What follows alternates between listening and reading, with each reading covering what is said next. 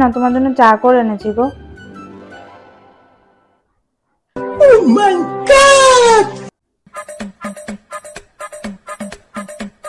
আচ্ছা, তোমার সাথে আমার ঝগড়া হলে তুমি শুধু চা করে আনো কেন গো?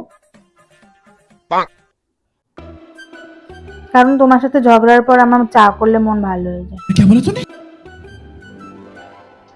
এটা কোনো কথা হলো? এত ঝগড়ার পরেও কারো চা করলে মন ভালো হয়ে যায়? হ্যাঁ, আমার মন ভালো হয়ে যায়। আরে না না, এর তো কোনো কারণ আছে, সেটাই বলছি, কারণটা কি? ठीक है। কারণ তোমার চায়ে আমি থুতু মিশিয়ে দিই।